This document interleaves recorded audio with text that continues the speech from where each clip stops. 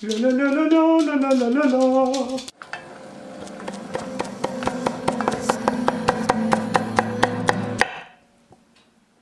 Hi, I'm Phil. Welcome to Pretty Good Cooking. Pretty good. Tonight on the show, we're making red beans and rice.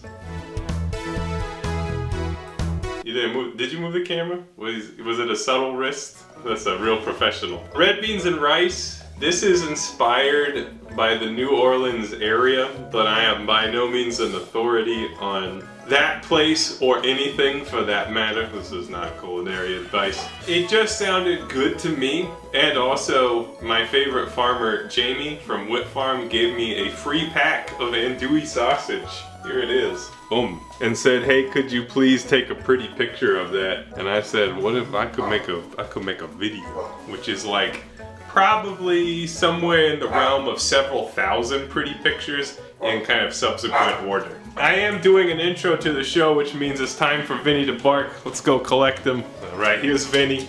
He had a lot to say. Beans and rice is a pretty common staple. I think most places around the world have some iteration. Again, this is not authentic. Don't at me. I don't care. Today I'm gonna have a gin and tonic. I've been feeling the gin, and I do like these comically oversized watered down drinks.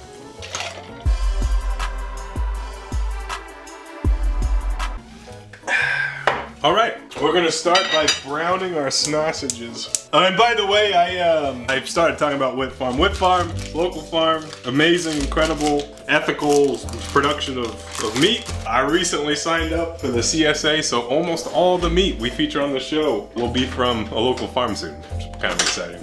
Basically, the only way that I can afford to do that is from the generous support of viewers like you. All right, I'm gonna put some lard in this pot. Cooking oil would be fine too, but I'm gonna use lard because I have it. So I need to crack into this andouille. I have not worked with this particular sausage before. I've had many of the other sausages that they make. The grain looks very, very nice. So what we will do is chop it into bite-sized pieces. You might even call these coins or medallions. I am using 1.2 pounds of sausage, but 1 pound would be just fine. You don't need to use anything fancy like we are today, but of course when you have the opportunity to be fancy and you can indulge, it's always nice. And it's even nicer when you can support local farmers, support, sustainable farming practices, all good things. Okay, so our first step is to start browning these sausages in this pot o' lard. So essentially what we're trying to do is render out some of the fat from the sausage, and also, in addition to that, browning the sausage in the beginning adds some nice flavor to the sausage as well. I think I just watched a squirrel jump out of a car. So while that's doing its business over there, we can start chopping some vegetables. We will be utilizing a version of the Holy Trinity of onion, celery, and bell pepper. Today I'm using a red onion because I have it in the works. So this is half an onion. More typical would be white or yellow onion, but red onion will be just fine today. So I'm just gonna chop the half. I think half is plenty. I got 2 celery sticks here that I'll also mince up. And then for our green bell pepper, and I think half a bell pepper will be plenty. But I just realized that I have absolutely no other purpose for this green bell pepper, so I'm gonna put the rest of it in. Okay, there's my container of vegetables. Now I'm gonna mince up some garlic. 4 garlics today. Okay, I'm satisfied with the fat that has been rendered. So if you have a slotted spoon or a slotted spatula, we can go ahead and pull out our sausages. Smell really good. All right, let's get our vegetables in there pronto.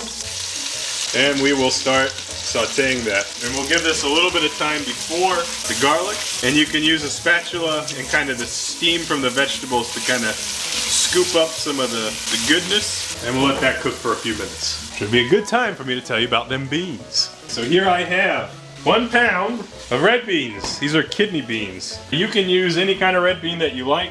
I think most people prefer the smaller red beans, but the store only had dried red kidneys, so that's what we're using today. I have soaked these overnight in a solution of water and salt, also known as salt water, and I'm pouring that off now. You gotta rinse the fart juice off the beans. I don't know if that applies to uncooked beans, but maybe it does, I don't know. You can also quick soak by essentially getting that salt brine going. Bring it to a boil in a pot, put the lid on, and then turn off the heat and let it sit for an hour.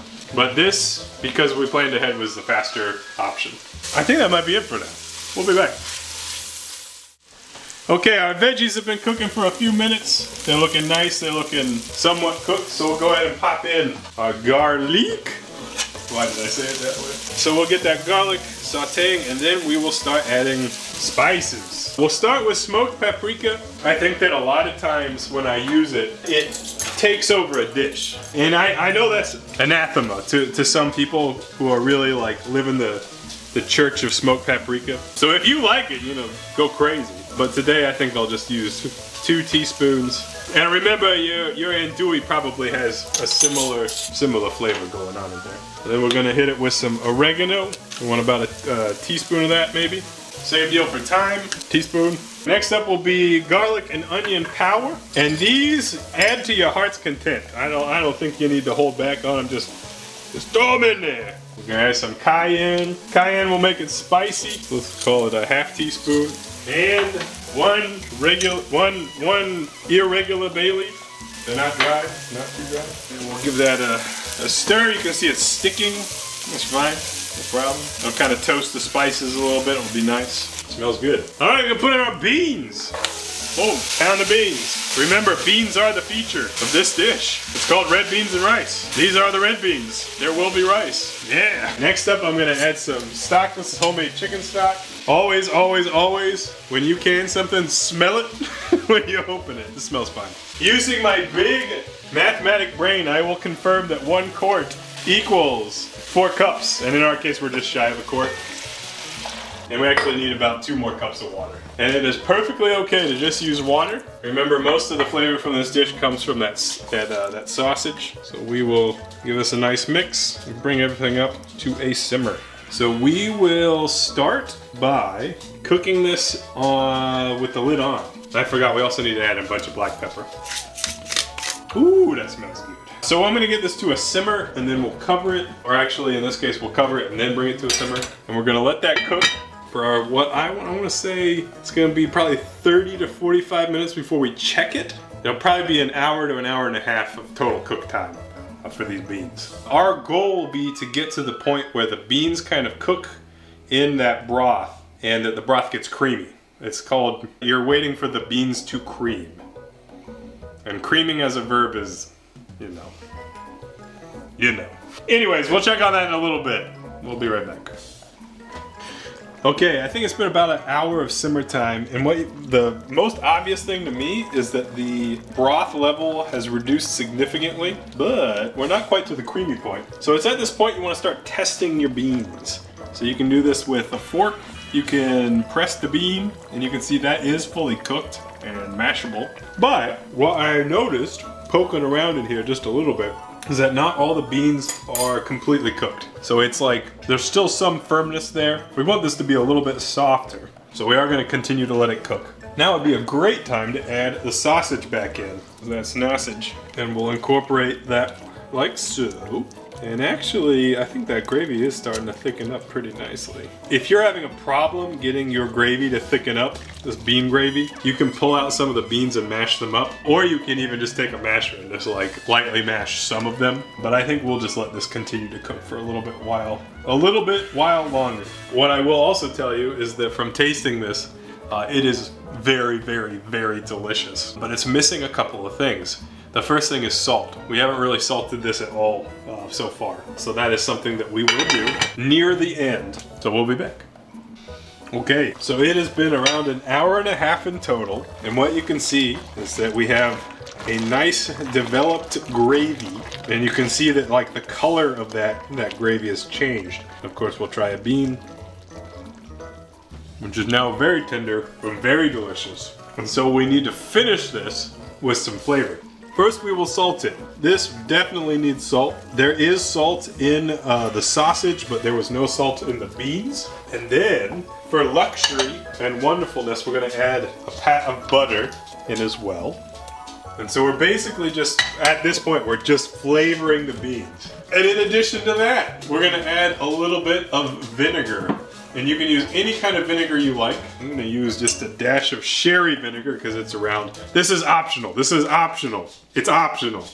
You ain't gotta do it if you don't want to. Let's do a splash. So we added salt, we added butter, we added vinegar, and then we're gonna add just a tiny bit of sugar as well. And these are all just kind of, you know, minuscule amounts that ultimately add complexity to the flavor of what we've created here. And all those things are optional.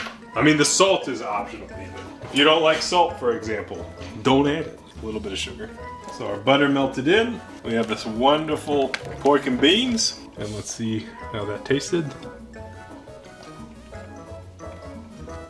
Man, that's good. Okay, let's finish plating. So these are green onions, which will be our garnish today. I washed these off camera, so don't worry. They're not contaminated. Also, we can add parsley. You can do fresh parsley as a garnish. You can also just add some dried parsley. This is mainly just for aesthetics. It's not gonna change the flavor a whole lot, but that's fine. And let's plate it up using the power of movie magic. There's some cooked rice, just regular old rice. And we're not gonna get too fancy with it today. We're gonna put the rice on one side and the beans on the other. Beans, beans, beans, beans. You can garnish it with some green onion and that will help quite a bit in terms of how it looks. And there is our red beans and rice. All right, let's try it out. Get some just beans.